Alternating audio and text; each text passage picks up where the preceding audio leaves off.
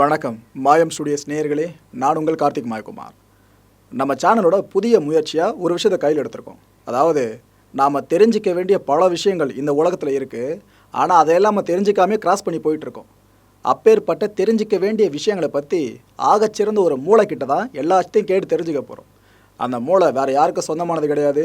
தமிழகத்தோட மிக பிரபலமான எழுத்தாளரும் தமிழகத்தோட மிக பிரபலமான உளவியல் மருத்துவருமான டாக்டர் ஷாலினி அவர்கள்.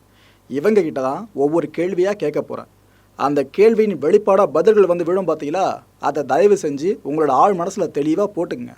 ஏன்னா சொல்கிறவங்க சாதாரண பெண்மணி கிடையாது, அதனால தான் சொல்கிறேன். உங்களை சுற்றி இருக்க சூழல் முழுக்கவும் நீங்கள் எதெல்லாம் கேட்குறோன்னு நினச்சிட்டு இருந்தீங்களோ அந்த எல்லா விஷயங்களையும் தான் உங்களோட சார்பில் இருந்து நான் கேட்க போகிறேன். நிகழ்ச்சிகளை போகலாம்.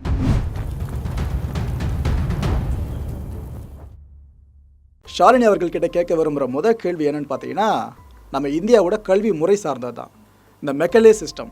இப்போ வரைக்கும் இந்தியாவில் இந்த கல்வி முறை தான் எல்லாருமே ஃபாலோ பண்ணிக்கிட்டு இருக்கோம். இந்த கல்வி முறையை ஆங்கிலேயர்கள் எதுக்காக இங்கே கொண்டு வந்தாங்கன்னு சொல்லப்படும் பார்த்தீங்கன்னா, இந்தியாவில் குமாஸ்தாவை உருவாக்குறதுக்காக தான் ஆங்கிலேயர்களால் இந்த மெக்கலே சிஸ்டம் கொண்டு வரப்பட்டதாக ஒரு பேச்சு அடிபட்டு இருக்கு. இந்த பேச்சு உண்மையா சார்? பொதுவாக நான் பள்ளிக்கூடம் படிக்கும்போது கூட எல்லாரும் என்ன சொல்லுவாங்கன்னா, இந்தியர்களை மட்டப்படுத்துறதுக்கு நீங்கள் நிறத்தால் ரத்தத்தால் இந்தியர்களாக இருந்தாலும் மனசுக்குள்ளே நீங்கள்லாம் வெள்ளைக்காரங்களாக ஆகிறதுக்காக குமாஸ்தாக்கிறதுக்காக நம்மளை மக்கு பிளாஸ்டரி ஆக்கிறதுக்காக மெக்கலே சிஸ்டமை கொண்டாந்து நமக்கு கல்வி கொடுத்தாருன்ற மாதிரி எனக்கும் அப்படி தான் மெக்கலே அறிமுகமானார். நானும் ரொம்ப காலத்துக்கு மெக்கலே அப்படி தான் போல இருக்கேன்னு நினச்சிட்டே இருந்தேன். அப்புறமா நான் வேறு காரணத்துக்காக ஆராய்ச்சி செய்யும்போது தான் தெரிந்தது, லார்ட் மெக்கலேன்றவர் இவங்க சொன்ன மாதிரியே கிடையாது. அவர் யார், எங்கேருந்து வந்தார், எதுக்கு வந்தார் அப்படின்றதெல்லாம் நம்ம போய் ஆராயும் போது அந்த உண்மைகள் வெளிப்படுது. அப்போ அவர் யாருன்னா, வெளிநாட்டில் இருக்கிற ஒரு பெரிய ஹிஸ்டாரியன்.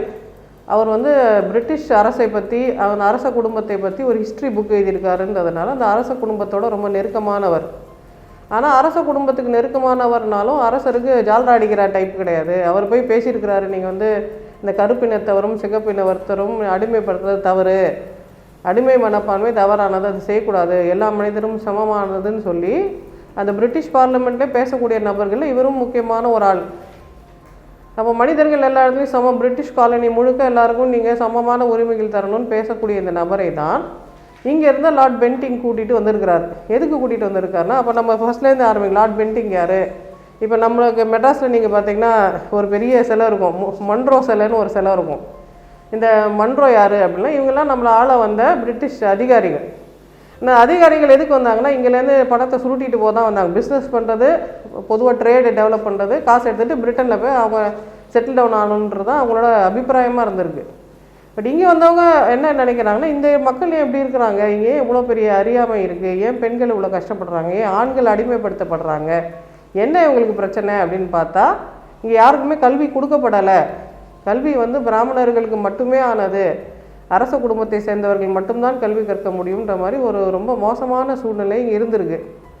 இது தவறு, இதனால தான் இங்கே இவ்வளோ பிரச்சனை நடக்குது அப்படின்னு சொல்லிட்டு அவங்க பிரிட்டிஷ் அரசாங்கத்துக்கிட்ட பேசி வருஷம் 1,00,000 ரூபா இந்தியாவில் இருக்கிற கல்வியை வளர்க்குறதுக்கு அப்படின்னு சொல்லிட்டு அவங்க முதல்ல மானியம் கொடுத்துருக்காங்க. இந்த மானியத்தை யார் பெற்றதுன்னு பார்த்தீங்கன்னா, வேத பாடசாலை நடத்துகிறவங்க, சமஸ்கிருதம் சொல்லித்தரவங்களும் அரபிக் சொல்லித்தர இந்த மதராசா பள்ளிகளும் மட்டும் இந்த 1,00,000 ரூபா, அந்த கால காசில் 1,00,000 ரூபான்னா எவ்வளோன்னு பார்த்துக்கோங்களேன். 800ஆம் நூற்றாண்டில் வருஷம் 1,00,000 அப்படின்னா எக்கச்சக்கமான காசு. அந்த காசு இந்த இரண்டு அரபிக் அண்ட் சமஸ்கிருதம் இந்த 2 மொழிகளுக்கு மட்டும்தான் இந்த காசு செலவாயிருக்கு அப்படின்றது 1833 தான் அவங்க கணக்கு எடுத்து பார்க்குறாங்க. இவ்வளோ காசு 20 வருஷமாக நம்ம கொடுத்துட்ருக்கோம், அந்த சொற்பமான எண்ணிக்கையில் இருக்கிற மனிதர்களுக்கு மட்டும்தான் அது போய் சேர்ந்துருக்கு. அப்போ மற்ற மனிதர்கள் கல்வியே கிடைக்கலையா அப்படின்னா கிடைக்கவே இல்லை. ஏன் கிடைக்கல? ஏன்னா அவங்க கல்வி கொடுக்கக்கூடாதுன்னு இவங்க ஊரில் ஒரு சட்டம் இருக்குது அப்படின்னு அவங்க சொன்ன பிறகு அப்போ தான் என்ட்ரி யாராரு, லார்ட் மெக்கலே. அந்த சட்டத்தை கொண்டாங்க, நான் என்னென்னு பார்க்குறேன்னு பார்க்கும்பொழுது மனுஸ்மிருதியை கொண்டாந்து அவர் கொடுக்குறாங்க. அப்போ மனுஸ்மிருதியில் இவருக்கு சில பேருக்கு இது செய்யலாம், சில பேருக்கு இது செய்யக்கூடாது, பிராமணன் தவறு செய்தால் அவனுக்கு பனிஷ்மெண்ட் கிடையாது, சத்திரியன் தவறு செய்தால் அவனுக்கு இப்படி ஒரு பனிஷ்மெண்ட்டு, சூத்திரன் தவறு செய்தால் அவனுக்கு இப்படி ஒரு பனிஷ்மெண்ட்டுன்னு சொல்லிட்டு எல்லாருக்கும் விதவிதமாக பனிஷ்மெண்ட் இருக்குன்றதை அவர் பார்க்குறாரு. இந்த விதவிதமாக பனிஷ்மெண்ட் இருக்கிறது புதுசு கிடையாது. ஹம்முருபிஸ் கோட் ஆஃப் லான்னு மெசபடேமியாவில் கண்டுபிடிச்ச ஒரு கோடு இருக்குது, ஒரு கல்லில் எழுதப்பட்ட செதுக்கப்பட்ட ஒரு எடிக்ட் இருக்குது. அதுலேயும் இது மாதிரி வேறு வேறு மனிதர்களுக்கு பாரபட்சமான சட்டங்கள் அந்த ஊர்லேயும் இருந்தது. அப்போ இப்போ இந்த பாரபட்சமான சட்டத்தை பார்த்து லார்ட் மெக்கலே இப்படி எப்படி சட்டம் இருக்கலாம், எல்லாருக்கும் பொதுவாக தானே இருக்கணும்னு சொல்லிட்டு முதல்ல அவர் செய்த வேலை இந்தியாவில் அனைவருக்குமான இலவசமான உலகத்தரமான செக்யூலர் சயின்டிஃபிக் எஜுகேஷனை அவர் ஓப்பன் பண்ணி விட்டார். எல்லாருக்கும் கல்வி, யார் வேணால் படிக்கணும்னு விரும்புகிறவங்க படிக்கலாம், பெண்களும் படிக்கலாம், உயர் சாதி வகுப்பினர் சோகால் உயர் சாதி மட்டும் இல்லை எல்லாருக்கும் கல்வி உண்டு அப்படின்னு சொன்னதுனால தான் நீங்கள் கல்வி வந்தது. இப்போ நம்ம சொல்லுவோம்ல, புரட்சி இயக்கங்கள் வந்த பிறகு, ஜஸ்டிஸ் பார்ட்டி வந்த பிறகு, திராவிட இயக்கம் வந்த பிறகு தான் கல்வி வந்ததா? அப்போ ரெட்டமலை சீனிவாசன் எப்படி படித்தாருன்னு நம்ம கேட்போம். ரெட்டமலை சீனிவாசன் பிரிட்டிஷோட சேர்ந்ததுனால படித்தார். அயோத்திதாச பண்டிதர் பிரிட்டிஷோட சேர்ந்ததுனால படித்தார். இவர் மட்டும் இல்லை, மோகன்தாஸ் கரம்சந்த் காந்தி மெட்ரிகுலேஷன் எக்ஸாம் எழுதினார். எந்த மெட்ரிகுலேஷன் எக்ஸாம்? பிரிட்டிஷ் வந்ததுனால வந்து மெட்ரிகுலேஷன் எக்ஸாம். இல்லைன்னா இங்கே மெட்ரிகுலேஷன் ஒரு வார்த்தை எப்படி வரும்? ஸோ நமக்கு மூதாதைய தலைவர்களான அம்பேத்கராக இருக்கட்டும், நேருவோட அப்பா மோத்திலால் நேருவாக இருக்கட்டும், மோகன்தாஸ் கரம்சந்த் காந்தியாக இருக்கும், இவங்க எல்லாம் பிரிட்டிஷ் சிஸ்டம் ஆஃப் எஜுகேஷனை படிச்சிட்ட பிறகு தான், அந்த அறிவு ஒளி வந்த பிறகு தான் அவங்களுக்கு இண்டிபெண்டன்ஸ்னு ஒரு தாட்டே வந்தது. ஸோ இதை கொடுத்தது ஒரு பகுதி. இன்னொரு பகுதி நமக்கு ரொம்ப நல்லா தெரியும்ல, இபி கோட் நம்ம கேள்விப்பட்டிருப்போம்ல, இந்தியன் பீனல் கோடு. நம்ம எல்லா சினிமாலும் இபி கோன்னு சொல்லுவாங்க. அந்த இபி கோவை எழுதுனது லார்ட் தாமஸ் பேபிங்டன் மெக்கோலே. அந்த இபி கோக்கும் மனுஸ்மிருதிக்கும் என்ன வித்தியாசம்னா, இபி கோ அனைவருக்கும் பொதுவானது, எல்லா இந்தியர்களுக்கும் இதுதான் சட்டம். இப்போ இதை ரெண்டுத்தையும் அவர் எழுதின பிறகு இங்கே யாருக்கு அதனால் நன்மை, யாருக்கு அதனால் பாதகம் நீங்கள் பார்த்தீங்கன்னா, இங்கே இருக்க பெண்களுக்கு தொன்று தொட்டு காலம் காலமாக அடிமைப்படுத்தப்பட்ட அந்த ஆண்களுக்கு இதனால் சாதகம். எல்லாரும் பள்ளிக்கூடம் போகலாம், எல்லாம் படிக்கலாம், எல்லாரும் டிகிரி வாங்கலாம், எல்லாருக்கும் சமமான சட்டம்ன்றது பொதுமக்கள் எல்லாருக்கும் சாதகமான விஷயம். ஆனால் யாருக்கோ பாதகம். யாருக்கு பாதகம்னா, அது வரைக்கும் சமஸ்கிருதத்துக்கும் அரபிக்குக்கும் 1 லட்ச ரூபா வாங்கிட்டு இருந்தாங்கல்ல, அவங்களுக்கு பாதகம். அப்போ அவங்க என்ன சொல்லுவாங்க, அந்த இஸ்லாமியர்களும் பிராமணர்களும் முதல்ல சேர்ந்து இந்த பிரிட்டிஷை முதல்ல ஒழிக்கணும். இவன் யார் நம்ம சட்டத்தை மாற்றுறது, இவன் யார் நம்ம பெண்களோட திருமண வயதை நிர்ணயிக்கிறது, இவன் யார் நம்ம ரிலீஜியஸ் ப்ராக்டிஸை கேள்வி கேட்குறது, வாங்க 2 பேரும் அவனை துரத்தலான்னு சொல்லி இவங்க கிளம்புறாங்கன்னா, இவங்க கிளம்புனது பிரிட்டிஷ் வந்து நியாயங்களை கொண்டு வராங்க, பொதுமக்களுக்கு விழிப்புணர்வை ஏற்படுத்துகிறாங்க. இது வரைக்கும் அக்கடான்னு இருந்த பொதுமக்கள், ஓஹோ அப்படியா நான் கேள்வி கேட்குறேன்ற அந்த கேள்வி கேட்கும் மனப்பான்மையை இந்த பிரிட்டிஷார் வந்து தூண்டுறாங்க. இந்த யூரோப்பியன் என்லைட்டன்மெண்ட்டை கொண்டாந்து இந்தியாவில் சேர்க்குறாங்கன்றதுனால தான் அதை இவங்க தப்பாக சித்தரித்து மெக்கலேவோ ஒரு வில்லன் மாதிரி நம்ம காமிக்க ஆரம்பித்தாங்க. அது தொட்டு தொட்டு நடந்துட்டு வந்தாலும் நாம் இப்போ அதை கண்டுபிடிச்சி மெக்கலேனால தான் நமக்கு நன்மைன்னு பேசும்பொழுது, இன்றைக்கும் சில பேர் உயர் பதவியில் இருக்கிறவங்க கூட மெக்கலேவை திரும்ப திரும்ப கலோனியல் மைண்ட் செட் இருக்கிற மனிதர்னு சொல்கிறது வருத்தம் அளிக்கக்கூடிய விஷயம். ஆனால் அது ஒரு வாய்ப்பு, பொதுமக்களுக்கு இதை பற்றி சொல்லி நமக்கு உண்மையிலே சுதந்திரத்துக்கு முதல் விதையை போட்டதே மெக்கலே தான். இவங்க சும்மா நம்மக்கிட்ட கதை விடுறாங்க, நம்ம விழிப்போடு இருக்கணும்னு சொல்கிறதுக்கு இது ஒரு வாய்ப்புன்னு எடுத்துக்கேன். டாக்டர் ஷாலினி கிட்ட 2வது கேள்வி என்னன்னு பார்த்தீங்கன்னா, இப்போலாம் வர்ற காலகட்டம் எல்லாத்துலையும் சேர்த்தே பார்க்க முடியுது ஒரு விஷயத்த பொதுவாக. அதாவது சின்ன பசங்களாம் இந்த ஆன்டிஸ்ன்னு சொல்லுவாங்கள்ல, கொஞ்சம் வயசானவங்க, அவங்கள அதிகமாக விரும்பிக்கிட்டு இருக்காங்க. இதுக்கான காரணம் என்ன? இயல்பிலேயே குழந்தை 18 பருவத்தை சேர்ந்த ஆண்களுக்கு அவங்களுக்கு கலவியல் ரீதியான பெரிய புரிதல் இருக்காது. அவங்களுக்கு இன்ட்ரடக்ஷன் டு செக்ஸ் தேவைப்படுது. அதை ஒரு 13 வயசு பொண்ணு சொல்லித்தரோம்னா சொல்லித்தர முடியாது. ஏன்னா அந்த பொண்ணுக்கும் ஒன்றும் தெரியாது. 2 பேரும் தெரியாமல் இருக்கும்போது அறியாமையினால் ஒன்றும் பெருசாக there is no ஸ்கோப். இது ஒரு பக்கம். இன்னொரு பக்கம் இந்த 30, 40, 50 வயது இருக்கிற பெண்களுக்கு கலவினா என்ன, அது தேவை என்ன, அதோட அவங்களோட ஏக்கங்கள் என்னன்னு இந்த பெண்களுக்கு தெரியுது. ஆனால் அவங்களோட துணைவராக இருக்கிற கணவன்மார்கள் இந்த பெண்களோட பேசுகிறாங்களா, நல்லபடியாக முகம் கொடுத்து பேசுகிறாங்களா, அவங்களோட ரொமான்டிக் செக்ஷுவல் நீட்ஸ் கூட இல்லை, ரொமான்டிக் நீட்ஸை ஃபுல்ஃபில் பண்ணுறாங்களான்னு பார்த்தா பெரும்பாலான குடும்பங்களில் கணவனும் மனைவியும் முகம் பார்த்து பேசிக்க மாட்டாங்க. இது எப்படி இந்த ஃபினான்ஷியல் ப்ராப்ளம் எப்படி ஹேண்டில் பண்ணுறது, குழந்தைங்களோட படிப்பு எப்படி ஹேண்டில் பண்ணுறது, பெரியவங்களோட ஹெல்த் எப்படி ஹேண்டில் பண்ணுறதுன்னு பிஸ்னஸ் லைக்காக தான் பேசுவாங்களே தவிர, நீ சாப்பிட்டியா, நீ தூங்கினியா, நீ எப்படி இருக்க, இந்த புடவை அழகாக இருக்குது, இந்த வேஷ்டி அழகாக இருக்குன்ற மாதிரி பேசக்கூடிய வாய்ப்பு அந்த குடும்பம்ன்ற அந்த அமைப்பு கொடுக்கறதில்ல. ஸோ ஆக்சுவலி அவங்க திருமணத்துக்குள்ளே இருக்கிறாங்க, ஆனால் ரொம்ப தனிமை உணர்கிறாங்க, வெறுமை உணர்கிறாங்க, ஏக்கங்கள் நிறைய அவங்களுக்கு இருக்குது. அவங்களோட 18 பருவ கனவுகள் நிறைவேறாத மாதிரி ஒரு ஃபீலிங் அவங்களுக்கு இருக்குன்றதுனால நிறைய சந்தர்ப்பங்களில் இளம் ஆண்களை இந்த முதிர்ந்த பெண்கள் அப்யூஸ் பண்ணுறாங்க. கொஞ்சம் நீ வாய, எனக்கு சோப்பு தடவி விட, எனக்கு என்ன தடவி விட, உடம்பு வலிக்குது, கொஞ்சம் உருவி விடன்னு சொல்லிட்டு ஏதோ ஒரு ரூபத்தில் இந்த பாய்ஸை அவங்க ஆக்சுவலி ரெக்ரூட் பண்ணி இன்டெக்ட் பண்ணுறாங்க. அப்போ பெண்களை அப்படி அப்யூஸ் பண்ணும்போது நம்ம எந்த அளவுக்கு கொந்தளித்து பெண் குழந்தைய நீங்கள் அப்யூஸ் பண்ணலாமான்னு நம்ம கேட்குறோம்ல. ஆனால் ஆண் குழந்தைக்கு அப்யூஸ் நடக்கும்போது நம்ம பேசுகிறதே இல்லை, நான் அது தெரிய வர்றது இல்லை. அதுவும் ஒரு ஆண் வாழ்க்கையில் தான் அவன் சகஜம் பழகிக்கணும், அவன் தான் அதை டீல் பண்ணிக்கணும், அவன் தானே ஆம்பளை அப்படின்ற மாதிரி ஆட்டிடியூட் நமக்கு இருக்குது. ஆனால் அந்த 13, 14, 15, 16 வயசு ஆணுக்கு அவனுக்கு டிஃபெண்டே பண்ணிக்க முடியாது. அவங்களுக்கு தெரியும் இது தவறு, இது தேவையில்லாத பிரச்சனை, நம்ம எதுக்கு இதில் போய் மாட்டோம், நம்ம படிக்க வேண்டிய வயசில், விளையாட வேண்டிய வயசில் இது தேவையான ஆண்டியோட சவகாசம்னு அந்த பசங்களுக்கு ஓரளவுக்கு உள்ளுணர்வு இருந்தாலும் அது வெளியில் சொல்ல முடியாமல் ரகசியமாக வச்சுக்கிறதுனால மேற்கொண்டு அதில் போய் அவங்க விழுந்துடுறாங்க. எனக்கு கல்வின்றது யார் கற்றுக் கொடுத்தாலும் பிடிக்கக்கூடிய விஷயம். குடும்பன்றது அந்த இயக்கம் சந்தோஷத்தை தரக்கூடிய இயக்கம்ன்றதுனால அது அறிமுகமான பிறகு அதை திரும்ப செய்யணுன்ற ஆசை அவங்களுக்கு வருது. பட் இதில் பெரிய சிக்கல் என்னென்னா, இந்த மூளையோட வடிவமைப்பு இருக்கு இல்லையா, சில ப்ரிஃபரன்ஸ் ஃபார்ம் ஆகிடும். இப்போ குழந்தைக்கு ஆரம்பத்துலேருந்து நம்ம இட்லி தான் சிறந்த உணவு, இட்லி சாப்பிடு, இட்லி தான் தமிழ்நாட்டு கலாச்சாரம், இட்லி தான் WHO ரெக்கமெண்ட் பண்ண பெஸ்ட் பிரேக்ஃபாஸ்ட்டுன்னு சொல்லிட்டோம்னா, எந்த ஊருக்கு போனாலும் இட்லி சாப்பிட்டா தான் எனக்கு காலையில் பிரேக்ஃபாஸ்ட் சாப்பிட்ட மாதிரி இருக்குன்ற ஃபீலிங் வந்துடும். ஏன்னா மூளை அந்த பதிவை ஸ்ட்ராங்காக பிடிச்சிக்குது, அதுக்குண்டு ஒன்றோன்னா நரம்பு அது வளர்த்துக்குதுன்றதுனால பிரெயின் வயர் ஆகிடுது. அப்போ இந்த சின்ன பையன் இந்த மாதிரி ஒரு முதிர்ந்த பெண்ணோட ரிலேஷன்ஷிப்பில் இருக்கார், அதுதான் ஃபஸ்ட்டு அவர் மனசில் இருக்க இம்ப்ரெஷன்னா, அதுக்கு ஒரு ப்ரிஃபரன்ஸ் ஃபார்ம் ஆகிடுச்சுன்னா பிறகு அந்த பையன் திருமணம் செய்து கொள்வதோ இல்லை வேற ஒரு பெண்ணோட உறவு வைத்துக் கொள்வதுக்கோ அந்த பையனுக்கு மனத்தடைவுகள் வர ஆரம்பிச்சிருது. அதுக்குண்டான மனவியல் சிகிச்சை தராமல் அந்த பையனால் இயல்பாக செயல்பட முடியாமல் ஒரு ஹேண்டிகேப் மாதிரி அது ஆகிடுதுன்றது தான் அதில் இருக்க பெரிய ஒரு ப்ராப்ளம். அதை நம்ம நிறைய சந்தர்ப்பங்களை பார்க்குறோம். பட் பொது வெளியில் பேசுகிறதுக்கு வாய்ப்புகள் குறைவாக இருக்குது. டாக்டர் ஷாலினி கிட்ட மூணாவது கேள்வி என்னன்னு பார்த்தீங்கன்னா, நம்ம தமிழகத்தில் மட்டும் கிடையாது, ஒட்டுமொத்த இந்தியாலேயும் ஒரு பிரச்சனை இப்போ வரைக்கும் பெருசாக நின்றுக்கிட்டு இருக்கு. ஆனால் இது பல பேரோட கவனத்துக்கு வராமையே இருக்குது. இந்த முதிர்கண்ணிகள் அப்படின்ற பிரச்சனை தான். திருமண வயதை கடந்து பல பெண்கள் இப்போ வரைக்கும் திருமணம் ஆகாமே இருக்காங்க.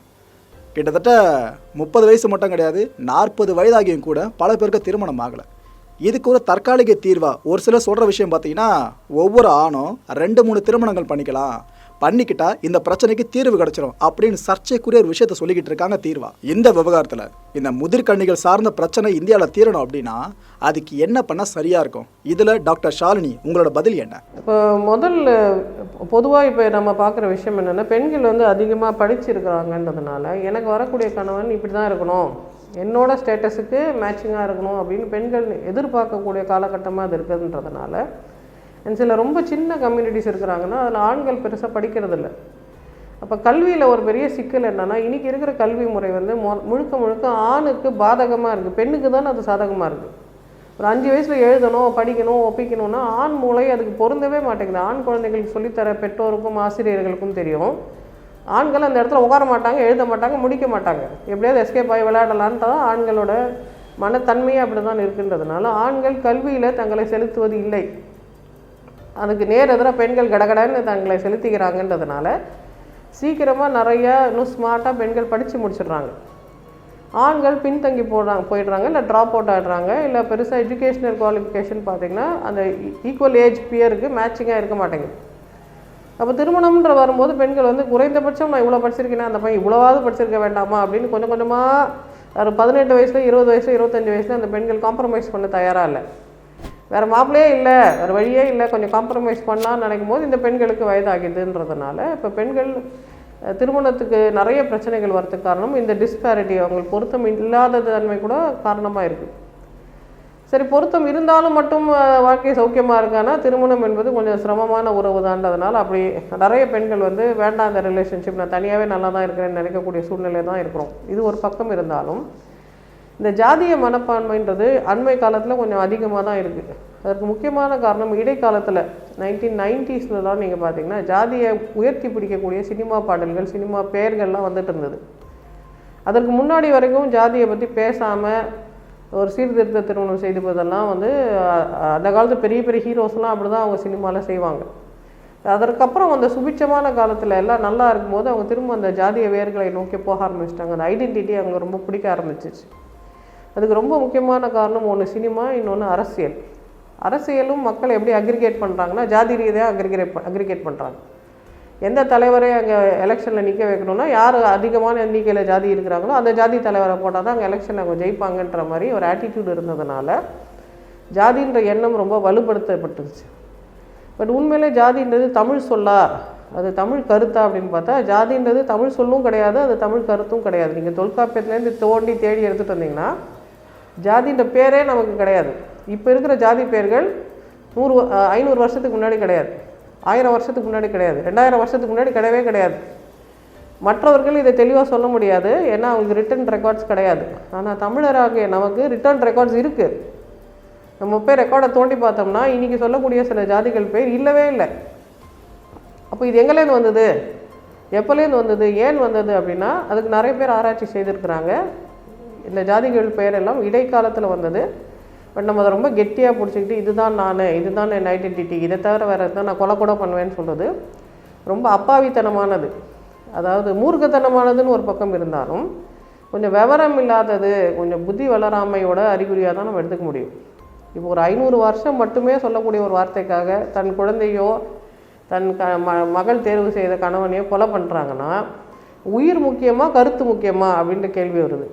கருத்து காலத்துக்கு ஏற்ற மாதிரி மாறும், உயிர் போனால் திரும்ப வராது.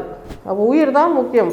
உயிர் முக்கியம் இல்லை அப்படின்னு நினைக்கிற அளவுக்கு மூர்க்கத்தனமாக ஒருத்தர் நினைக்கிறாருன்னா அப்போ ஏதோ ஒரு மன பாதிப்பு இருக்குது, ஏதோ ஒரு பிரச்சனை இருக்குது, ஏதோ ஒரு விதத்தில் தன்னோட ஈகோவை சாட்டிஸ்ஃபை பண்ண அவங்க நினைக்கிறாங்க. ஒரு உயிரை பலி கொடுத்து தான் அந்த ஈகோ அடங்கும்னா அப்போ அந்த நபர் தன்னைத்தானே கேள்வி கேட்க வேண்டிய ஆள். ஏன் நம்ம இப்படி நினைக்கிறோம், ஏன் நம்மளோட இந்த ஜாதின்ற இந்த சொல்லோட நம்ம இவ்வளோ ஐடென்டிஃபை பண்ணிக்கிறோம், இதே செயற்கையானது இப்போ தற்சமயம் தான் இருக்குது, இதுக்கு முன்னாடி கிடையாது, இதுக்கு நம்ம எவ்வளோ செலவழிக்க முடியும் அப்படின்ற புரிதல் நமக்கு வரணும். பட் இதை விட பெரிய டீட்டெயிலான விஷயம் என்னென்னா மனிதர்கள் சோஷியல் அனிமல்ஸுன்றதுனால நமக்கு ரேங்கிங் இருக்குது. அது எந்த ஜீவராசியாக இருந்தாலும், சிங்கமாக இருந்தாலும், புலியாக இருந்தாலும், ஜீப்ராவாக இருந்தாலும் அதுக்கு சோஷியல் ரேங்கிங் இருக்கும். அந்த சோஷியல் ரேங்கிங் நமக்கும் இருக்குன்றதுனால இப்போ நம்ம என்ன நினச்சிட்டோம்னா ஜாதி அடிப்படையில் தான் சோஷியல் ரேங்கிங் இருக்குன்றதை நமக்கு சொல்லி தரப்பட்டதுனால அது உண்மைன்னு நினைக்கிறோம். பட் ஜாதி அடிப்படையில் எந்த காலத்துலேயும் தமிழர்கள் சோஷியல் ரேங்கிங் பண்ணலை. உண்மையான தமிழர்கள் அறத்தின் அடிப்படையில் தான் சோஷியல் ரேங்கிங் பண்ணியிருக்காங்க. இட்டார் பெரியோர் இடாதார் இடி குலத்தோர் தான் சொல்லியிருக்காங்க. அவன் படிச்சிட்டதுனால, அவன் பெரிய ஆளுக்கு பிறந்ததுனால, அவன்கிட்ட நிறைய பணம் இருக்குன்றதுனால அவன் பெரியோர்னு சொல்லலை. கொடுக்குற மனப்பான்மை இருக்குது, அருள் புரிகிற மனப்பான்மை இருந்தால் அவங்க பெரியோர். அருள்லாம் புரிய மாட்டாங்க, நம்மக்கிட்ட இருக்கிறது உருவிடுவாங்கன்னா அவங்க சிறியோர். இப்படி தான் தமிழர்கள் மனிதர்களை ரேங்கிங் பண்ணாங்களே தவிர ஜாதி அடிப்படையில் ரேங்கிங் பண்ணலை. அப்போ நாம் தமிழர்கள் நம்ம பெருமையாக சொல்கிறதா இருந்தால் உண்மையான தமிழ் கோட்பாடுகளை தான் நம்ம ஃபாலோ பண்ணணுமே தவிர நடுவில் வந்து இந்த செயற்கையான கோட்பாடுகளுக்கு நம்ம போய் நம்மளை நாமே கொஞ்சம் கொஞ்சமாக அழிச்சிக்கிறது சரிப்பட்டு வராதுன்ற புரிதல் நம்ம எல்லாருக்குமே இருக்கிறது அவசியம். டாக்டர் ஷாலினி கிட்ட 4வது கேள்வி என்னன்னு பார்த்தீங்கன்னா, நமக்கெல்லாம் பொதுவாக இந்த 3ஆம் பாலினமாக திருநங்கைகளை பற்றி தெரியும். ஆனால் திருநம்பிகள்னு இருக்காங்களாமே, அவங்கள பற்றி சொல்ல முடியுமா? இந்த திருநங்கைகளுக்கும் திருநம்பிகளுக்கும் இடையில இருக்க வேறுபாடுகள் என்னென்ன? திருநங்கைனா அவரோட வெளி தோட்டத்தில் பிறப்பால் ஆணாக இருக்கிறவங்க, அவங்களோட மனசில் தான் பெண்ணுன்னு அவங்களுக்கு தோன்றதுனால, ஒரு தீர்க்கமான நம்பிக்கை இருக்கிறதுனால, பெண்ணாக மட்டும்தான் அவங்களால செயல்பட முடியுதுன்றதுனால, மனசை மாற்ற முடியாது, மூளையோட நரம்புகளை மாற்ற முடியாதுன்னு உடம்புல இருக்கிற அமைப்பை மாற்றி மனசில் இருக்கிற மாதிரியே உடம்பை மேட்ச் பண்ணி இரண்டுமே பெண்மைப்படுத்திக்கிட்டால் அதுதான் திருநங்கை. they convert into womanhood. திருநம்பினா இது ரொம்ப ரேர், இதுக்கு ஆப்போசிட்டு. அவங்க பிறக்கும் போது பெண் தோற்றத்தோடு பிறக்கிறாங்க. நம்ம மனசில் ஆம்பளைன்ற எண்ணம் அவங்களுக்கு இருக்குது, ஆணுக்கு உண்டான கவர்ச்சி அவங்களுக்கு இருக்குது, ஆணை மாதிரியே சிந்திக்கிற தன்மை அவங்களுக்கு இருக்குன்றதுனால என் உடலை நான் ஆண்மைப்படுத்தி கொள்கிறேன், they convert into man, masculine ஆறாங்கன்றதுனால அவங்க திருநம்பி. திருநங்கைகளுக்கு சங்கங்கள் இருக்குது, அது ரொம்ப பெரிய ஹிஸ்ட்ரி அவங்களுக்கு இருக்குது. ஏன்னா அந்த காலத்துலேருந்து நீங்கள் பார்த்திங்கன்னா திருநங்கைகள் எல்லா கலாச்சாரத்திலும் இருந்திருக்கிறாங்க.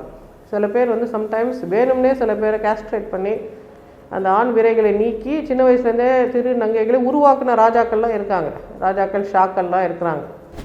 அதனால் செயற்கையாகவும் இயற்கையாகவும் திருநங்கைன்னு அந்த கலாச்சாரம் வந்து தொன்று தொட்டு இருந்திருக்கு. அவங்களுக்கு ஒரு ப்ராசஸ் இருக்குது, அவங்களுக்கு ஒரு யூனிட்டி இருக்குது, அவங்களுக்கு சங்கம் இருக்குது. ஆனால் திருநம்பின்னு இருக்கிறவங்களுக்கு வந்து சங்கங்கள் கிடையாது, தனித்தனியாக தீவுகளாக அவங்க இருக்கிறாங்க, ரொம்ப கஷ்டப்படுறாங்க மனசால், உடம்பால், இந்த சமுதாயத்தின் புறக்கணிப்பால், இந்த வெளியே சொல்ல முடியாத ரகசியத்தினால திருநம்பிகள் ரொம்ப ரொம்ப கஷ்டப்படுறாங்கன்றதான் உண்மை. ஸோ இப்போ இருக்கிற சூழ்நிலையில் 2 பேரும் சமம் கிடையாது.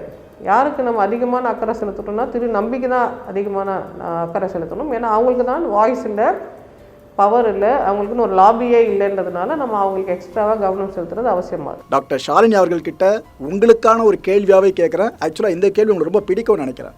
இது இந்த செக்மெண்ட்டோட 5வது கேள்வியாக பார்க்கப்படுற கேள்வி. அடிக்கடி பெரியாரை பற்றி பேசுகிறீங்களே, உண்மையிலேயே பெரியார்ன்றவர் நல்லவரா கெட்டவரா? இவரை பல பேரும் புகழறாங்க, ஒரு சிலர் விமர்சிக்கவும் செய்கிறாங்க.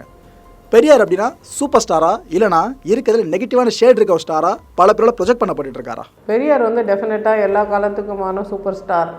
ஏன்னா அந்த காலத்து மனிதர்களுக்கு சில விஷயங்கள் தெரியாமல் இருக்கும்போது கூட முதல்ல காஸ் அண்ட் எஃபெக்ட்ஸ் சொல்லுவோம் தெரியுமா, இது இப்படி இருக்குது, அது காரணம் என்ன, அது காரியம் என்ன, அது தீர்வு என்ன அப்படின்னு யோசிக்கிறதுக்கு மிகப்பெரிய புத்திசாலித்தனம் வேணும். ரொம்ப அறிவாற்றல் மிக்கவரால் தான் வேறு வரைக்கும் போய் இதான் ப்ராப்ளம், இதான் அதுக்கு இப்படி இந்த ரூட்டில் தான் அது வருது, இப்படி தான் அது சரி பண்ணணும்னு கண்டுபிடிக்கிறது. டயக்னோசிஸ் பண்ணுற மாதிரி, மருத்துவ டயக்னோசிஸ் மாதிரி. அது கொஞ்சம் ரொம்ப தேர்ந்த சிந்தனையாளரால் மட்டும்தான் அதை செய்ய முடியும். அது அந்த காலத்திலேயே பெரிய கல்வி அறிவு இல்லாமல் 5வது ஒரு திண்ணை பள்ளிக்கூடத்தில் 5வது படித்தவர் அவர். ஸோ அப்படி இருக்கிற காலகட்டத்தில் கூட அவ்வளோ ஞானத்தோடு அவ்வளோ தெளிவான சிந்தனையோடு அவரால் நிறைய விஷயங்கள் கண்டுபிடிக்க முடிஞ்சதுன்றது இன்று வரை ஆச்சரியமான விஷயம். ஒரு தலைவரை நம்ம வந்து ஜட்ஜ் பண்ணும்போது இவர் நல்ல தலைவரா இல்லை கொஞ்சம் மொக்கையான தலைவரா அப்படின்னு நம்ம பாகுபடுத்தி பார்க்கும்போது பொதுவாக ஆண்கள் என்ன நினைப்பாங்கன்னா, ஜாதி நம்ம ஜாதி தலைவரா அப்போ ஒரு சிறந்தவர் அப்படின்னு நினச்சிப்பாங்க. ஆனால் பெண்கள் புரிஞ்சிக்க வேண்டியது என்னென்னா, எந்த ஜாதி தலைவரும் பெண்களுக்காக பேசினதே கிடையாது. எந்த ஜாதி தலைவர் வேணால் எடுத்துக்கோங்களேன், கடைசியில் அந்த ஆணுக்கு உண்டான அந்த பவர் பாலிட்டிக்ஸ் தான் அவங்க பேசுவாங்களே தவிர ஆண் பெண்ணுக்கு உண்டான அந்த டைனாமிக்ஸை பற்றி அவங்க பேசவே மாட்டாங்க. ஏன்னா இதுலேயே அவங்களுக்கு அவங்க டைம் போயிடும்ன்றதுனால பெண்களை பற்றி பேசுறதுக்கு அவங்களுக்கு அவசியமோ அவகாசமோ அது சிந்தனை தெளிவோ அவங்களுக்கு இருந்திருக்க வாய்ப்பு இல்லை. ரொம்ப சில தலைவர்கள் மட்டும்தான் பெண்களை பற்றி பேசியிருப்பாங்க. அதில் ரொம்ப முக்கியமானவர் தந்தை பெரியார்.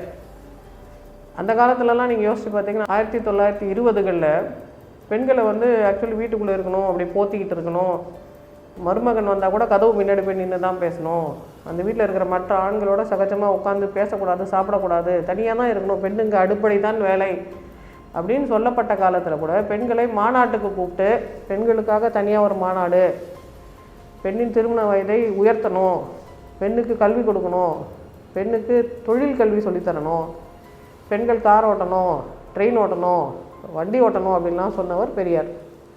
ஏன் அவருக்கு அப்படி தோணுது? யாருக்குமே அப்போ தோணலையே. அவரோட சமகாலத்தில் இருந்த எந்த மனிதனுக்குமே இயல்பாக அது தோணலை. இப்போ தமிழ் சினிமாக்காரர்கள் மேலே எனக்கு இருக்க பெரிய ஒரு கோபம் என்னென்னா, நீங்கள் என்னென்ன விதமானலாம் சினிமா எடுத்தீங்க, ஆனால் ஒரு தடவை கூட பெரியார் பேரை சொல்லலையே. அது வந்து திராவிட இயக்கத்தை பற்றினே சினிமா எடுத்தால் கூட மீசைகள் எல்லாம் பாரதியா, தாடிகள் எல்லாம் தாகூரான் தான் வரும். தாடிகள் எல்லாம் பெரியாரான் தானே வந்திருக்கணும். பாரதியை பற்றி பாடும்போது எப்படி பெரியாரை பற்றி பாடாமல் இருக்கலாம்? அப்படி பாடாமல் கூட இருக்க முடிஞ்சிருக்கு. அப்படி இருட்டடிப்பு செய்த தமிழ் திரையுலகினர் பெரியாரை பற்றி சொல்லவே இல்லை. அதனால் நிறைய பேருக்கு பெரியாரை பற்றி தெரியவே தெரியாது. பெரியார் தான் தமிழ்நாட்டோட இந்தியாவோட தலை சிறந்த ஒரு ஃபெமினிஸ்ட், ஒரு ஹியூமனிஸ்ட்ன்ற கான்செப்ட் நிறைய பேருக்கு தெரியவே தெரியாது. பட் நம்ம இப்போ புதிய தலைமுறையினர் இதை யோசிக்கும்பொழுது யார் பெண்களுக்காக பேசினாங்களோ அவங்கள தான் நம்ம தலைவர் பட்டியலே சேர்க்க முடியும். அப்போ பெண்களுக்காக முதல்ல பேசினவர் பெரியார் தான். அது அந்த கால மனிதர்களுக்கு அது ஏற்றுக்கவே முடியாது. பெண்களுக்காக இவரே அப்படி பேசுகிறாரு, இவருக்கு என்ன வந்தது, இவர் வந்து ஜாதியை பற்றி பேச வேண்டியது தானே, பிரிட்டிஷ்காரனை எதிர்த்து பேச வேண்டியது தானே அப்படின்லாம் அவங்க சொல்லுவாங்க. அப்போ யாரும் எதிர்பார்க்காத 4-5 முக்கியமான விஷயம், யாரும் எதிர்பார்க்காத 4-5 முக்கியமான விஷயங்களை பெரியார் செய்திருப்பார். முக்கியமான ஒன்று, பெண்களுக்கான சுதந்திரம், அவங்களுக்கான வெளி, அவங்களுக்கு உண்டான தேர்வு, அவங்க முடிவு அவங்களே தான் எடுத்துக்கணும் அப்படின்ற அந்த சொல்லாடலாம் பெரியார் தான் முதல்ல சொன்னார். எந்த அளவுக்குன்னா, ஒரு மீட்டிங்கில் எல்லாரும் பேசிகிட்டு இருக்கும்போது எதிராளி ஒருத்தர் கேட்டாராம், நீங்கள் வந்து பெண்கள் முடிவு எடுக்கணும்னு சொல்கிறீங்களே, உங்கள் மனைவி மணியம்மையை இன்றைக்கி நைட் என் கூட அனுப்பி வைப்பீங்களா அப்படின்னு கேட்டாங்களாம். நம்மளாக இருந்தால் என்ன சொல்லியிருப்போம், அடிங்க யாரடா கேட்குறேன்னு சொல்லியிருப்போம். பட் பெரியார் சொன்னாரோ, அதை நீங்கள் என்கிட்ட எங்கே கேட்குறீங்க, மணியம்மையை கேளுங்க அப்படின்னு சொன்னாங்களாம். ஒருவேளை மணியம்மையை கேட்டிருந்தா அவங்க என்ன சொல்லியிருந்திருப்பாங்க, மேடம் இன்றைக்கி நைட் என் கூட வந்து ஸ்டே பண்ணுறீங்களான்னு கேட்டிருந்தா. நிறைய பேர் அந்த மாதிரிலாம் பெண்கள்கிட்ட தப்பாக பேசுகிறவங்க இருக்காங்க இல்லையா. அந்த பெண்மணி என்ன சொல்லியிருப்பாங்க, அப்படி கேட்க வேண்டிய தைரியம் கூட அந்த ஆணுக்கு வந்திருக்காது. ஏன்னா பக்கத்தில் இருக்கிறவர் பெரியார். அப்படி ஒரு ஆல்ஃபா தனம் இருக்கிற ஆண் முன்னாடி ஒரு பெண் இருக்கும்போது அந்த பெண்ணுக்கு எக்கச்சக்கமான பாதுகாப்பு இருக்கும் இல்லையா. அது பெரியார்கிட்ட இருக்கிற ரொம்ப பெரிய சிறப்பு அம்சம். இரண்டாவது, அந்த காலத்தில் என்ன சொன்னாங்கன்னா, பெரியார் அரசியலுக்கு வரும்பொழுது கூட எதனால் அவர் அரசியலுக்கு வந்தார்னா, அந்த ஜாலியன் வாலாபாக் மசாக்கர் ஆன பிறகு அத்தனை பேரை அங்கே பிரிட்டிஷ்காரன் கொண்டுட்டான் அப்படின்ற அந்த அதிர்ச்சிகரமான செய்தி கேட்டு தான் நிறைய பேர் போய் காங்கிரஸுக்கு சேர்ந்தாங்க. அது மாதிரி தான் பெரியாரும் போய் சேர்ந்தார். அவர் சுதந்திர போராட்ட வீரராக தான் காங்கிரஸுக்கு போய் சேர்ந்தார். பிரிட்டிஷை எதிர்த்து தான் போராடினார். ஆனால் கொஞ்சம் காலம் கழித்து அவருக்கு தெரிஞ்சிருச்சு, ஆக்சுவலி பிரிட்டிஷ் நமக்கு வில்லன் இல்லை, பிரிட்டிஷை விட பெரிய வில்லன் இங்கே ஒருத்தன் இருக்கான். பிரிட்டிஷ் வந்து சும்மா அந்த வில்லனுக்கு பேர் ஒரு பெரிய ரவுடி ஒருத்தர் இருக்கான்னு வச்சுக்கோங்களேன், அந்த ரவுடி வந்து சின்ன ரவுடியை காமிச்சு அவன் தான் மோசமானவன், அவனை போய் வெட்டு அவனை போய் குத்துன்னு சொல்லிட்டு இவன் திருடின்னு இருப்பான்ல. அந்த மாதிரி பிரிட்டிஷை விட பெரிய மோசமானவர்கள் இங்கே இருக்கிற வைதிகர்கள். இந்த வைதிகர்கள்லாம் திரும்ப திரும்ப நம்மளை ஏமாத்துறாங்க, பொய் சொல்கிறாங்க, நம்ம பெண்களை அடிமைப்படுத்துகிறாங்க, நம்மளை வந்து அவங்க கட்டுப்பாடுக்குள்ளே வச்சுருக்கிறாங்க. அப்போ நான் வைதிகத்தை எதிர்ப்பேன் அப்படின்னா பெரியார் கிளம்புறாரு. இது நுணுக்கமான அறிவு இருக்குல்ல. அப்போ ஆக்சுவல் பகைவன் யார்? நமக்கு போங்குக்காக ஒரு பகைவனை காட்டுறாங்க, அவனை விட பெரிய கொடூரமான ஒரு பகைவன் இருக்கிறான்னா நிஜ பகைவன் யாருன்னு கண்டுபிடிக்கிறதுக்கு ஆற்றல் வேணும். அந்த ஆற்றல் பெரியார்கிட்ட இருந்தது. மூன்றாவது, இதை கண்டுபிடிச்சிட்ட பிறகு அதுக்கு தீர்வு சொல்லணும்ல. அதுக்கு தீர்வு அவர் சொல்கிறாரு. இவன் வந்து இந்த வைதிகன் எப்படி நம்மளை ஏமாத்தினா, நாம் ஏற்கனவே கல்லை கும்பிட்டுட்டு இருந்தோம், அவங்க கல்லை கும்பிடாமல் வந்தவங்க, அவங்க நெருப்பை கும்பிட்டுட்டு வந்தவங்க, நம்ம ஏற்கனவே கல்லை கும்பிட்றோம். அவங்க நெருப்பை மட்டும்தான் கும்பிடணும், கல்லை கும்பிடக்கூடாது. அவங்க எழுதுன ரிக்வேதத்தில் என்ன எழுதியிருக்காங்க, இவன் பாரு இவன் லூஸு, இவன் கல்லெல்லாம் கும்பிட்றான் அப்படின்னு எழுதி வச்சுட்டு இப்போ யாருக்கு சாமி கும்பிட்றா? நமக்கு பதிலாக யாருக்கு சாமிக்கு போய் வேதம் ஓதுறா? யார் கல்லை கும்பிடக்கூடாதுன்னு எழுதுனாங்களோ அவங்க நமக்கு பதிலாக போய் கும்பிட்டுட்டு என்கிட்ட காசு கொடுத்துருங்க, என்கிட்ட சொல்லுங்கள், நான் சாமிக்கிட்ட தேவ பாஷையில் சொல்கிறேன்னு சொன்னால் அப்போ நம்மளை மாதிரி ஏமாந்தவங்க உலகத்தில் யாராவது இருப்பாங்களா? எப்படி நம்மளை ஏமாத்துறாங்க? உன் பாஷை சாமிக்கு கேட்காதுன்னு சொல்லியிருக்காங்க, அது எப்படி அவங்க சொல்லலாம்? நீயும் நம்பினியே, நீ எவ்வளோ பெரிய முட்டாள் அப்படின்னு பகுத்தறிவு கருத்துக்களை அதிகமாக சொன்னார். நான் சொல்கிறேன்றதெல்லாம் நீ எடுத்துக்காத, எவன் சொன்னாலும் பரவாயில்ல, சாமியே வந்து சொன்னால் கூட பரவாயில்ல, உன் சொந்த அறிவுன்னு ஒன்று இருக்குல்ல, அதை யூஸ் பண்ணு, உனக்குன்னு ஒரு மரியாதை இருக்குல்ல, நீ யாராக இருந்தாலும் உனக்குன்னு ஒரு மரியாதை இருக்குல்ல, அதை நீ சுயமரியாதையோடு சிந்தி உன் சொந்த அறிவை பயன்படுத்து. யார் சொன்னாலும் உங்கள் மனசுன்னு அந்த லென்ஸுக்குள்ளே வச்சு பாருங்கள், எது கரெக்டோ அதை சூஸ் பண்ணுங்கன்னு சொல்லி தந்ததுனால உண்மையிலேயே அவர் மிக மிக மிக பெரியார். ஆண்களுக்கு வேணால் அவர் தந்தை பெரியாராக இருக்கலாம், ஆனால் பெண்களை பொறுத்த வரைக்கும் அவர் தான் எங்களுக்கு தாய் பெரியாருன்றதுனால என்ன காலத்துலேயும் பெரியார் தான் சூப்பர் ஹீரோ. டாக்டர் ஷாலினி அவர்கள்கிட்ட 6வது கேள்வி என்னன்னு பார்த்தீங்கன்னா, இது இல்லறம் சார்ந்த ஒரு கேள்வி தான். இப்போ ஒரு ஆணும் பெண்ணும் உடலுறவு வச்சுக்க ஆசைப்படுறாங்க அப்படின்னா ஹைட்டு, வெயிட்டு, கலர் இது 3மே முக்கியமாக என்ன? உளவியல் ரீதியாக இதை நீங்கள் எப்படி பார்க்குறீங்க? ஸோ இப்போ நிறைய நம்மளோட வாழ்க்கையில் எடுக்கிற முடிவுகளை வந்து சொசைட்டி தான் ஷேப் பண்ணுது. சொசைட்டியோட மிகப்பெரிய அங்கம் திரை, வெள்ளித்திரையாக இருந்தாலும் சரி, சின்ன திரையாக இருந்தாலும் சரி, குட்டி நம்ம கையளவு திரையாக இருந்தாலும் சரி, அந்த ஸ்க்ரீனில் நம்ம பார்க்குறது உண்மைன்னு நினைக்கக்கூடிய மனப்பான்மை நம்ம மூளைக்கு உண்டு. நம்ம மூளைக்கு ஏன் அப்படி ஒரு மனப்பான்மை இருக்குன்னா, மூளையை பொறுத்த வரைக்கும் அது வந்து ஒரு இன்ஃபர்மேஷன் ப்ராசஸிங் யூனிட். எங்கேருந்து இன்ஃபர்மேஷன் வந்தாலும் ப்ராசஸ் பண்ணிகிட்டே இருக்க தான் அதோட வேலை. அது நீங்கள் கனவு கண்டதாக இருக்கலாம், இல்லை எங்கேயோ படித்ததாக இருக்கலாம், இல்லை யாரோ சொன்னதாக இருக்கலாம், உங்களுக்கு சொந்தமாக நடந்ததாக இருக்கலாம், இல்லை திரையில் பார்த்ததாக இருக்கலாம், நாமளே கற்பனை பண்ணதாக இருக்கலாம். எதுவாக இருந்தாலும் மூளை வந்து ஒரே மாதிரி தான் ரியாக்ட் பண்ணும். ஃபார் எக்ஸாம்பிள், இப்போ நீங்கள் ஒரு இடத்துல உட்காந்துட்டுருக்கீங்க, சும்மா தான் உட்காந்துட்டுருக்கீங்க, நான் வந்து மாங்காய் ஊறுகாய் எவ்வளோ டேஸ்ட்டாக இருக்கும் தெரியுமா, மாங்காய் ஊறுகாய் சாப்பிட்டா எப்படி தெரியுமா இருக்கும் அப்படின்னு நான் சொன்னால் உடனே உங்கள் வாயில் எச்சல் ஊற ஆரம்பிக்கும். பக்கத்தில் மாங்காய் ஊறுகாவே இல்லையே, ஏன் எச்சல் ஊற ஆரம்பிக்குதுன்னா ஜஸ்ட் த தாட், அதுக்கு உண்டான ஆக்ஷனை உங்கள் பிரெயின் செய்திடும். அது மாதிரி ரொம்ப சென்சிட்டிவான இன்ஃபர்மேஷன் கிராஸ் பண்ணிக்கக்கூடிய ஒரு கருவி தான் நம்ம மூளை. இந்த மூளைக்கு நம்ம என்ன சொல்கிறோமோ அதுதான் உண்மைன்னு நினச்சி ரியாக்ட் பண்ண ஆரம்பிக்குதுன்னா, இது நமக்கு என்ன சொல்கிறாங்க, நீங்கள் பத்திரிக்கை எடுத்து பாருங்கள், இல்லைனா நீங்கள் உங்கள் ஃபேவரட் சேனல்ஸு, ஃபேவரட் ஹீரோவோட படம், இல்லை உங்களோட ஃபேவரட் யூடியூப் சேனல் பார்த்தீங்கன்னா மனிதர்களை அவங்க தரவரிசைப்படுத்தும் போது அவங்களோட நிறம், உயரம், உடல்வாகு இதெல்லாம் வச்சு தான் மனிதர்கள் வந்து ஸ்பெஷல், நாட் ஸ்பெஷல் அப்படின்னு கிளாஸிஃபை பண்ணுறாங்க. இப்போ இவங்க கிளாஸிஃபை பண்ணுறது எதன் அடிப்படையில் இருக்குது அப்படின்னு நீங்கள் பார்த்தீங்கன்னா, தொன்று தமிழர்களோட வரலாற்றில், தமிழர்கள் மட்டும் இந்திய வரலாற்றிலேயே கருப்பு தான் ரொம்ப சிறந்த நிறம் அப்படின்னு சொல்லுவாங்க. சாமிக்கு பேரே கருப்புன்னு தான் இருக்கும். ஆம்பளை சாமியும் கருப்பு தான், பொம்பளை சாமியும் கருப்பு தான்.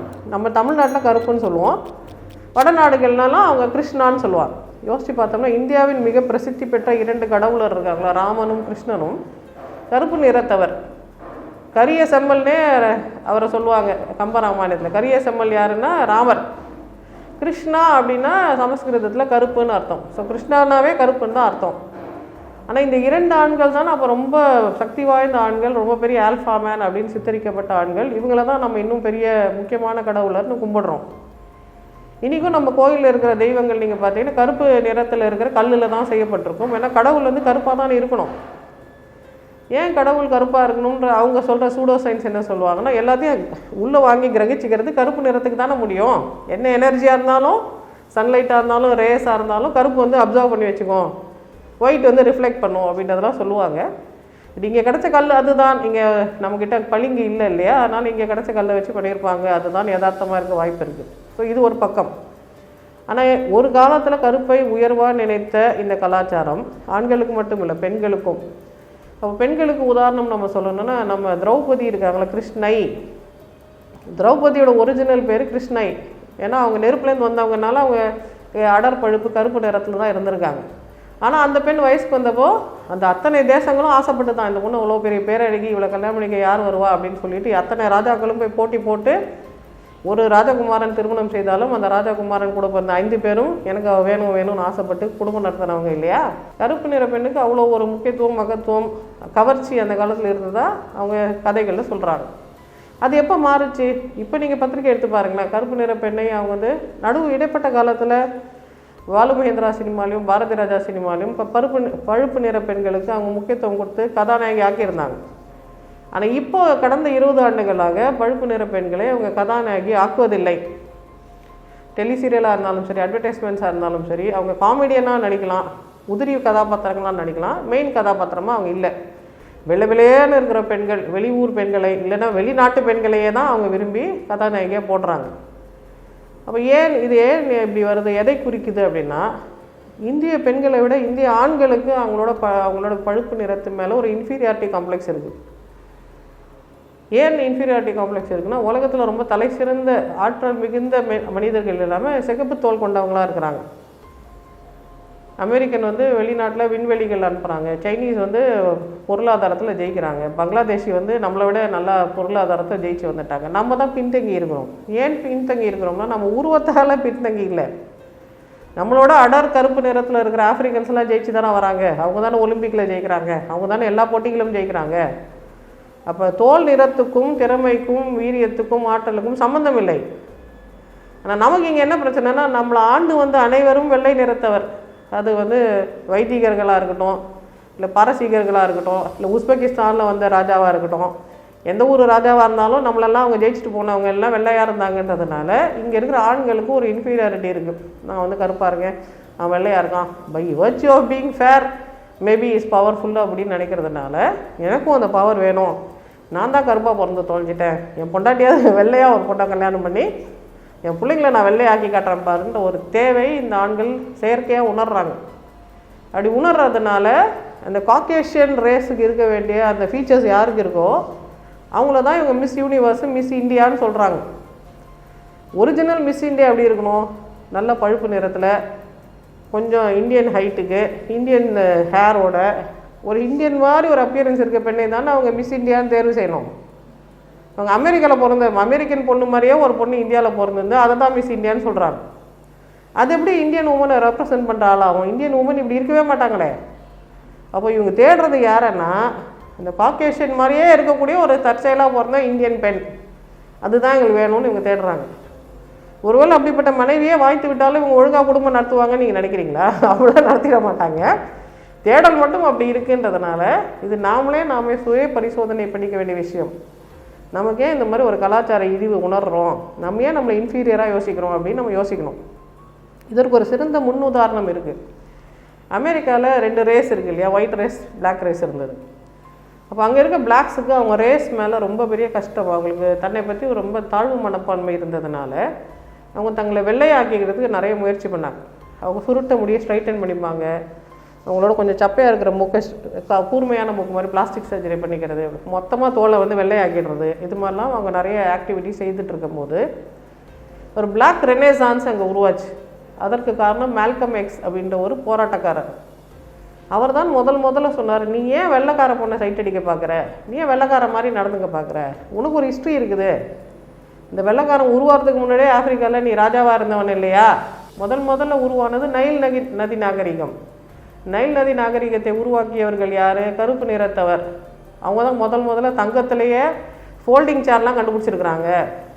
அவங்க தான் எல்லாமே சிறப்பான விஷயங்கள் வச்சுருந்தாங்க. எந்த விதத்துலேயும் இன்றைக்கி இருக்கிற ராஜாக்களுக்கு குறைந்தவர்கள் இல்லை. அவர்கள் தான் பிற்காலத்தில் அவங்களோட மூட நம்பிக்கையினால் பிற்காலத்தில் அடிமைகள் ஆகிட்டாங்க, மற்ற நாடுகளுக்கு விற்கப்பட்டுட்டாங்க. பட் ஒரிஜினலி அவங்க ராஜாக்களாக தானே இருந்தாங்க. நீ ராஜா வம்சத்துலேருந்து வர, நீ கருப்புன்றதுனால நீ உன்னை குறைவாக நினைக்காத, நீ தான் ஒரிஜினல் முதல் மனிதன், நீ தான் ராஜா அப்படின்றதை மேல்கம் எக்ஸ் திரும்ப திரும்ப சொல்லி, வெள்ளையன் மாதிரி இருக்க ட்ரை பண்ணாத, அவனை மாதிரி முடியை மாற்ற ட்ரை பண்ணாத, உன் முடி உனக்கு ஸ்பெஷல், உன் கலர் உனக்கு ஸ்பெஷல், உன் உடல் திறம் உனக்கு ஸ்பெஷல், அதை நீ எப்போ உணர்றியோ அப்போ தான் நீ ஜெயிப்பேன்னு சொன்னதுனால தான் அமெரிக்காவில் ஒரு பெரிய பிளாக் ரெனெசான்ஸ் உருவாச்சு. பிற்காலத்தில் பராக் ஒபாமா அவங்களுக்கு பிரசிடெண்ட்டாக வந்தார். அந்த மாதிரி விழிப்புணர்வு நம்மளோட தமிழர்களுக்கு இல்லைன்றதுனால இன்னும் வெள்ளையா வெள்ளையா அப்படின்னு தேடுற ஒரு மனப்பான்மை, ஒரு அல்பமான மனப்பான்மை நமக்கு இருக்குது. அதை நம்ம மாற்றிக்கணும். டாக்டர் ஷாலினி கிட்ட முன்வைக்கிற 7வது கேள்வி என்னன்னு பார்த்தீங்கன்னா, இந்த பான் வீடியோஸ்லாம் இருக்குல்ல, ஆபாச வீடியோக்கள், இதை பல இளசுகளும் பார்க்குறாங்க, ஆண்களாக இருக்கட்டும் பெண்களாக இருக்கட்டும். ஏன்பா பார்க்குறீங்க அப்படின்னு கேட்டால், அதில் ஒரு தரப்பினர் சொல்கிறது டைம் பாஸ் ஆகலை அப்படின்றாங்க. இன்னொரு தரப்பினர், எங்களுக்கு பாலியல் சார்ந்த எந்த ஒரு விஷயமா இருந்தால் இதை பார்த்தா தெரிஞ்சுக்க முடியும், இது ஒரு விழிப்புணர்வு அப்படின்னு அவங்க சொல்கிறாங்க. இது சப்பக்கட்டு கட்டுற மாதிரி ஒரு சிலருக்கு தெரிஞ்சாலும் அவங்க தரப்புல இருந்து பார்த்தா கொஞ்சம் நியாயம் மாதிரி இருக்கும் அப்படின்னு தெரியுது. ஏன்னா இந்த வீடியோவை கடந்து போயிட்டாங்கன்னா வேறு யாருக்கிட்ட அவங்க இந்த விஷயத்தில் கேட்டு தெரிஞ்சுக்க முடியும் அப்படின்ற நிலைப்பாடு எட்டி பார்க்குது. ஆக்சுவலாக இதில் எதுங்க உண்மை? இந்த ஆபாச வீடியோக்கள் அப்படின்றது சமூக சீர்கேடா இல்லைனா இளசுகளுக்கான விழிப்புணர்வா? இப்போ நம்ம பேசாத ஒரு முக்கியமான தலைப்பு என்னென்னா, 10 பருவத்தை தொடங்கி ஆண்களும் பெண்களும் நிறைய பான் வீடியோஸ் பார்க்குறாங்க. போனோகிராஃபிக் வீடியோ பார்க்குறது அவங்களுக்கு இயல்பான ஒரு நடவடிக்கையாக இருக்குது. அதில் சாதக பாதகம் என்னன்றதை பற்றி யோசிக்கிற வயசு அவங்களுக்கு இல்லைன்றதுனால அந்த வயசுக்கு உண்டான மிகப்பெரிய தேவை கலவியல் வெளிப்பாடு. ரொம்ப காலத்துக்கு முன்னாடி அந்த வயசில் அவங்களுக்கு திருமணமே நடந்திருக்கும். இல்லைன்னா ட்ரைபல் சில்ட்ரன்லாம் நீங்கள் பார்த்தீங்கன்னா ஒரு sexual exploration, child sexual exploration பண்ணுறது அவங்க சமூகத்தால் அங்கீகரிக்கப்பட்ட ஒரு விஷயன்றதுனால அது மறைத்து ஒழித்து வைக்கப்படுற விஷயமா அவங்களுக்கு இல்லை. பட் இப்போ நமக்கு என்ன பிரச்சனைனா, நம்ம ஆண் பெண்ணின் திருமண வயதை உயர்த்திட்டோம், 21 ஆக்கிட்டோம். 21 வயது வரைக்கும் அவங்களுக்கு மூளைக்கு டெவலப்மெண்ட் இல்லாமல் இல்லை அவங்களுக்கு வயசுக்கு வராமலாம் இருக்க போகிறதில்ல. அவங்க வயசுக்கு அதே டைமில் முன்னையாவது பெண்கள் 16 வயசில் வயசுக்கு வருவாங்க, இப்போ 10 வயசில் வயசுக்கு வந்துடுறாங்க. ஆண்கள் முன்னெல்லாம் 17 வயசில் கூட வயசுக்கு வந்தவங்க இருக்காங்க. இப்போ 12 வயசில் வயசுக்கு வர ஆண்கள் இருக்காங்க. அப்போ 12 வயசில் ஒரு ஆண் வயசுக்கு வராருன்னா அவளோட முதல் தேவை, அது வரைக்கும் குழந்தையாக இருக்கிற மூளையை பொறுத்த வரைக்கும் முதல் தேவை விளையாட்டு, சாப்பாடு. என்ன விளையாடலாம் என்ன சாப்பிட்லாம் தான் குழந்தை யோசிப்போம். இந்த 10 பருவத்தில் வயசுக்கு வந்துட்ட பிறகு காலடி எடுத்து வைப்பதற்கு முன்பே யாரும் சொல்லித்தராமலே அவங்களுக்கு கலவினா என்ன, எதிர்பாலினம்னா என்ன, செக்ஸுனா என்ன, அது எப்படி செய்யணும் அப்படின்ற தேடுதல் மனசில் தானாகவே இயற்கையே உருவாக்குதுன்றதுனால அந்த தேடுதலை அவங்க வெளியில் போய் அதை நிறைவேற்றி கொள்றதுக்கு உண்டான சூழ்நிலை அமையலை. அப்போ அவங்களுக்கு கையில் கிடைக்கிறது என்ன, ஃபோனு. அதில் ஜஸ்ட்டு நீங்கள் சர்ச் போட்டால் வந்துடுது அப்படின்னா அந்த காட்சிகளை அவங்க பார்க்க ஆரம்பிச்சிடுறாங்க. நம்ம ஏற்கனவே பல நிகழ்ச்சியில் சொன்ன மாதிரி இந்த மூளையை பொறுத்த வரைக்கும் நீங்கள் நேரில் பார்த்தீங்களா, கனவுல கண்டீங்களா, புக்கில் படிச்சிங்களா, இல்லை டிவியில் பார்த்தீங்களா, எதுவுமே மூளைக்கு தெரியாது. அதில் ஒரு சமிக்கை வந்துருச்சுன்னா அதுக்கு ரியாக்ஷன் வந்துடும்ன்றதுனால நீங்கள் செயற்கை யாரோ 2 வெளியாட்கள் கலவி கொள்வதை பார்த்தாலும் இங்கே இருக்கிற சின்ன பையனுக்கு ரியாக்ஷன்ஸ் வர ஆரம்பிச்சிடும். அவன் அதை என்ஜாய் பண்ண ஆரம்பிச்சிருவான். நம்ம மூளையில் அதுக்குன்னு உண்டான நரம்பு மண்டலம் மாற்றத்துக்கு உள்ளாகும். அந்த மாற்றம் எப்படி உள்ளாகும்னா, நான் அதை பார்க்குறேன், எனக்கு உடனே விரைப்பு ஏற்படுது, நான் உடனே சுய இன்பம் செய்யணும், சுய இன்பம் செய்தோடனே எனக்கு ப்ளஷர் வருது. இதுதான் அந்த சைக்கிள். இது ஒரு 3 நிமிஷமோ 2 நிமிஷமோ தான் அந்த பிரெயினோட சர்க்கியூட் வேலை செய்யன்றதுனால இதே சர்க்கியூட்டை இந்த பையன் பார்த்து 30 செகண்ட் வரைக்கும் ரியாக்ட் பண்ணுற மாதிரி கொண்டாந்து வச்சுருவார். இப்படி ரியாக்ட் பண்ணுறதுனால ஒரு நாளைக்கு அவர் எத்தனை தடவை மாஸ்டர்பேட் பண்ணுறாரு, இட் டசன்ட் கவுண்ட். அது ஒரு பெரிய இஷ்யூவாக நாங்கள் நினைக்கல. ஏன்னா மற்ற வைத்தியர்கள் என்ன சொல்லுவாங்கன்னா, சித்த வைத்தியர்கள் மாதிரி இருக்கிற வைத்தியர்கள் என்ன சொல்லுவாங்கன்னா, நீங்கள் சுய இன்பம் செய்தீங்கன்னா ஒரு சொட்டு விந்து ஈஸிக்கொண்டு பல சொட்டு ரத்தம்லாம் கதை சொல்லுவாங்க. அது உண்மை கிடையாது. We don't believe in it. விந்து டெய்லி உற்பத்தி ஆகுது. உங்கள் டெஸ்டஸ் தானே அது உற்பத்தி பண்ணுது. அது ரத்தத்துலேருந்து வரல. ஒரு பையன் அவங்க அம்மா வயிற்றில் இருக்கும்போதே பிறகு அவன் உற்பத்தி செய்ய வேண்டிய விந்தணுக்களோட குட்டி வடிவம் அவனோட டெஸ்டஸில் ஏற்கனவே இருக்கும். வயசுக்கு வரும்போது அது மெச்சூர் தான் ஆகுதே தவிர புதுசாலாம் எதுவும் உற்பத்தி ஆகலை. ரத்தத்துலேருந்தெல்லாம் அது வரல. இந்த கதைலாம் நம்ப வேண்டாம். பட் என்ன அதில் சிக்கல்னா, நான் ஏற்கனவே சொன்ன மாதிரி அந்த 30 செகண்ட் ரியாக்ட் பண்ணுற மாதிரி பிரெயின் ப்ராக்டிஸ் ஆகிடுச்சிட்டாங்க. அந்த பையனுக்கு திருமணம் செய்து வைக்கும்பொழுது திருமண உறவு ஆண் பெண் கலவி, ரியல் கலவி, ஆல் ரியல்ஸ் இருக்கு இல்லையா, அது கொஞ்சம் எக்ஸ்டெண்டடானது. அந்த பெண்கிட்ட பேசணும், அந்த பெண்ணோட ஃபோர் ப்ளே பண்ணணும், அந்த பெண்ணுக்கு மனசை மாற வைக்கணும், நமக்கு ஏற்ற மாதிரி அந்த பெண்ணை செட் பண்ணி வச்சுக்கிட்டு அப்புறம் அந்த பெண்ணோட கலவி கொள்வதுன்றது குறைந்தபட்சம் 10-15 நிமிஷம் ஆகும். இப்போ 10-15 நிமிஷம் தான் ரியல். ஆனால் இவர் மனசில் ஃபிக்ஸ் பண்ணி வச்சுருக்கிறது 30 செகண்ட் ஒரு சர்க்கியூட்டுன்னு வச்சுக்கோங்களேன். இந்த 30 செகண்டை 15 மினிட்டாக கன்வெர்ட் பண்ணது தான் இருக்க பெரிய பிரச்சனை. இப்போ இந்த 15 மினிட்டுக்கு வேலை செய்யாமல் அந்த மிஷின் அப்படியே தடுமாறுதில்ல, அதுதான் இப்போ நாங்கள் நிறைய பார்க்கக்கூடிய ஒரு ரொம்ப சோகமான சம்பவமாக இருக்குது. இப்போ நிறைய ஆண்கள் என்ன நினைக்கிறாங்கன்னா, அப்போ நமக்கு ஆண்மை கோளாறு வந்துருச்சு போல இருக்குது, நம்ம சன்னத்தில் ஏதோ பிரச்சனை, நமக்கு ரத்த ஓட்டம் சரியாக இருக்கான்னு போய் செக் பண்ணுவோன்னு சொல்லிட்டு நிறைய பேர் செக்ஸாலஜிஸ்ட் கிட்ட போய் பார்த்துட்டு ரத்தம்லாம் கரெக்டாக ஓடுதுன்னு ரிப்போர்ட் கொண்டாந்து கொடுக்குறாங்க. அப்போ ரத்த ஓட்டத்தில் பிரச்சனை இருக்குன்னு நம்ம எதிர்பார்க்கல. அது 30 செகண்ட் ஓடினாலும் 10 நிமிஷம் ஓடினாலும் ரத்தம் ஓட தான் செய்யுது. அப்போ பிரச்சனை என்னென்னா, மூளையோட நரம்பு அமைப்பில் நீங்கள் சின்ன சர்க்கியூட் வச்சுருக்கிறீங்களா பெரிய சர்க்கியூட் வச்சுருக்கிறீங்களான்றது தான் பிரச்சனை. சின்ன சர்க்கியூட் சுய இன்பத்துக்கு போதுமானதாக இருக்குது. ஆனால் உண்மையான யதார்த்தமான ஆண் பெண் கலவியில் அந்த 30 செகண்ட் பத்தாது, அதுக்கு வேறு டைம் டேபிள் இருக்குது. அந்த டைம் டேபிள்குள்ளே ஃபிட்டுன்னு ஆகாமல் இந்த ஆண்கள் திண்டாடுவது தான் இதில் இருக்க மிகப்பெரிய பிரச்சனைன்றதுனால இது ஒரு பிரச்சனை. ரெண்டாவது பிரச்சனை என்னென்னா, அவர் செயற்கையாக கலவி கொள்கிறார், வர்ச்சுவலாக செக்ஸ் வச்சுக்கிறாருனாலும் அதுக்கும் ஒரு அடிக்ஷன் வந்துடுது. அப்போ சில விதமான ஆண்கள் இருக்காங்களா, வெளியில் போக மாட்டாங்க, யார்கிட்டையும் பேச மாட்டாங்க, ரொம்ப ஷையாக இருக்காங்க, நர்வஸாக இருக்காங்க, ஆங்ஷியஸாக இருக்காங்க, தன்னை பற்றி ஒரு தாழ்வு மனப்பான்மை இருக்குது, மற்றவங்கள பார்த்தா பயம் இருக்குது. அந்த 10 பருவத்தில் இந்த குழந்தைக்கு ஒரு மன ஆறுதல் தேவைப்படும் போது இந்த கலவி, இந்த செயற்கையாக செய்யக்கூடிய கலவி அவங்க ரொம்ப பிடிச்சிருக்கு. அது ஆறுதலை தருது, பரவாயில்ல நம்ம நல்லா தான் இருக்கிறோன்னு ஒரு கான்ஃபிடென்ஸை தருது, ப்ளஷரை கொடுக்குது. ஸோ திரும்ப திரும்ப திரும்ப அவங்கள ஆசுவாசப்படுத்திக்கிறதுக்கு இதையே அவங்க செஞ்சிட்ருக்காங்க. பட் இது நிஜ வாழ்க்கையில் அவங்கள பொருந்த வைக்குமா? திடீர்னு ஒரு நாள் போய் காலையில் செமினார் எடுக்கணும், திடீர்னு போய் பசங்களோட பேசணும், திடீர்னு போய் அவங்க கிளாஸில் இருக்க பெண்கள்கிட்ட பேசணுன்னா அதுக்கு இது ஏற்பாடு சரிப்பட்டு வருமானா சரிப்பட்டு வராது. அப்போ இவங்க இந்த பான் அடிக்ஷன் சொல்லக்கூடிய ஒரு அடிக்ஷனுக்குள்ளே போயிடுறாங்க. திரும்ப திரும்ப இதே பண்ணிக்கிட்டு படிப்பை விட்டுடுறாங்க, மற்றவங்ககிட்ட பேசக்கூடிய வாய்ப்புகளை விட்டுடுறாங்க, சொந்தக்காரங்க திருமணம் எங்கேயும் போக மாட்டேங்கிறாங்க, அந்த ரூம்குள்ளேயே அடைஞ்சு கிடக்கிற மாதிரி ஒரு சூழ்நிலை ஆண்களுக்கு ஏற்படுது. ரேராக இது பெண்களுக்கும் ஏற்படுது. பட் இதை ஒரு செக்ஸாலஜிக்கல் ப்ராப்ளமாக நம்ம ட்ரீட் பண்ணக்கூடாது. இது மன ரீதியான பிரச்சனை. இதற்குண்டான சரியான சிகிச்சை கொடுத்தா இந்த குழந்தைங்களை நம்மளால் மீட்கெடுக்க முடியும். இப்போ இருக்க தலைமுறையினர் கட்டாயமாக தெரிஞ்சுக்க வேண்டிய அந்த 7 கேள்விகளுக்கான பதிலை டாக்டர் ஷாலினி அவர்கள் ரொம்ப அழகாக வழங்கியிருக்கீங்க. இந்த ஒரு ஷோ இதோடு நிற்க போகிறது கிடையாது, தொடர்ந்து நடந்துக்கிட்டே இருக்க போகுது. ஏன்னா எதை பற்றியோ பேசிக்கிட்டு இருக்கோம், பேச வேண்டிய விஷயங்களை விட்டுட்டு எதையோ பேசிக்கிட்டு இருக்கோம். அந்த ஒரு பெர்செப்ஷனில் தான் இந்த ஒரு ஷோவை கையில் எடுத்திருக்கோம். இன்றைக்கி நிகழ்ச்சியில் நீங்கள் கலந்துக்கிட்டு இவ்வளோ பதில்களை தெளிவாக சமுதாயத்துக்கு அளித்ததுக்கு மிக்க நன்றி ஷாலினி. பொதுமக்களே, உங்களுக்கு இந்த செக்மெண்ட் இதோடு நிற்க போகிறதுல தொடர்ந்து வரப்போகுது. தொடர்ந்து நம்ம சேனலோடு இணைஞ்சிருங்க. நீங்கள் எந்த கேள்வியெல்லாம் கேட்கணும்னு நினைக்கிறீங்களோ அதை கமெண்ட் பாக்ஸில் கமெண்ட்டாக லீவ் பண்ணுங்கள். உங்களோட சார்பாக அடுத்தடுத்த நிகழ்ச்சியில் நான் அந்த கேள்விகளை டாக்டர்கிட்ட கேட்குறேன். அடுத்த நிகழ்ச்சியில் சந்திக்கலாம். நன்றி, வணக்கம்.